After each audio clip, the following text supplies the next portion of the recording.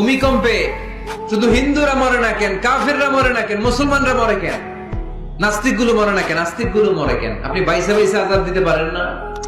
মুসা আলাইহিস সালাম আল্লাহর প্রশ্ন করলেন, আল্লাহ আপনি যখন আযাব দেন, গজব দেন, ওই এলাকার সবার উপরে দেন কেন? আযাব আর গজব তো নাফরমানদেরকে দিবেন। আল্লাহ বললেন, আমি উত্তর দিব না, কিছুক্ষণ পরে নিজেই উত্তর পেয়ে যাব। আপনার সামনে আপনার বোনের বয়সের একটা মেয়েকে কিছু বকাটে ছেলেরা ইফটিজিং করে আপনি দেখে না দেখার ভান করে চলে আসেন, এরকম আছে না নাই? দাঁড়িয়ে যান, থামায় দেন। আপনি ছেলেরা বেয়াদবি করলে থামায় দেন, রাস্তায় উল্টা পাল্টা করলে থামায় দেন, অন্যায় দেখলে রুখে দাঁড়ান, তাহলে এই সমাজটা সোজা হয়ে যাবে, ঠিক কিনা? তা না হলে আযাব আর গজব যখন আসবে শুধু ওদের উপর আসবে না, আমাদের উপর আসবে, ঠিক কিনা? বন্যা যখন আসে বাংলার জমিনে, যখন বন্যা হয় শুধু হিন্দু ভাইরা ডুবে ডুবে মরে, শুধু নাস্তিকেরা মরে, খ্রিস্টানেরা মরে, বেনামাজি মরে, নাকি লগে নামাজিও মরে? নামাজি মরে না? আপনি লঞ্চের 2 তলায় থাকেন, লঞ্চের কয় তলায়? নিচতলার এক লোক হাতুড়ি নিয়ে লঞ্চের তলা ফুটা করতে আরম্ভ করছে। আপনি ভাবলেন আমার কি, আমি থাকি 2 তলায়, ও ফুটা করলে ও মরবে, ও মরবে, ও মরবে। এই লঞ্চের ভরাডুবি থেকে আপনিও বাঁচতে পারবেন না, চিল্লায় বলেন ঠিক কিনা?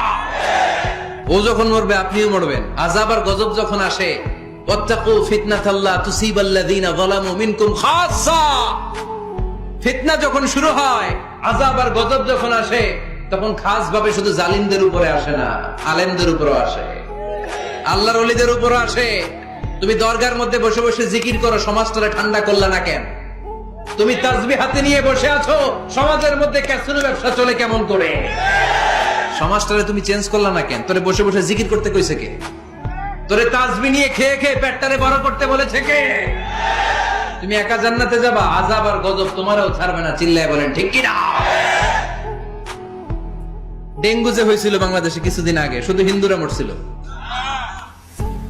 সব নাস্তিক গুলা মরে গেছিল, মুসলমানও মরছে, ঠিক কিনা? মুসা আলাইহিস সালাম আল্লাহর প্রশ্ন করলেন, আল্লাহ আপনি যখন আযাব দেন, গজব দেন, ওই এলাকার সবার উপরে দেন কেন? আযাব আর গজব তো নাফরমানদেরকে দিবেন, ওই এলাকার ভালো লোকদেরকেও দেন কেন? ভূমিকম্পে শুধু হিন্দুরা মরে না কেন, কাফেররা মরে না কেন, মুসলমানরা মরে কেন, নাস্তিক গুলো মরে না কেন, আস্তিক গুলো মরে কেন? আপনি বাইসা বাইসা আযাব দিতে পারেন না? আল্লাহ বললেন, আমি উত্তর দিব না, কিছুক্ষণ পরে নিজেই উত্তর পেয়ে যাব। মুসা আলাইহিস সালাম হাঁটতে হাঁটতে হঠাৎ ক্লান্ত হয়ে পড়লেন, একটা গাছের নিচে তিনি শুয়ে পড়লেন। হঠাৎ করে ঘুম চলে আসলো। ওই গাছের পাশে ছিল বিষ পিঁপড়ার বাসা। বিষ পিঁপড়া চিনেন? কামড় দিলে খুব আরাম লাগে, তাই না? কেমন লাগে? ব্যথা লাগে?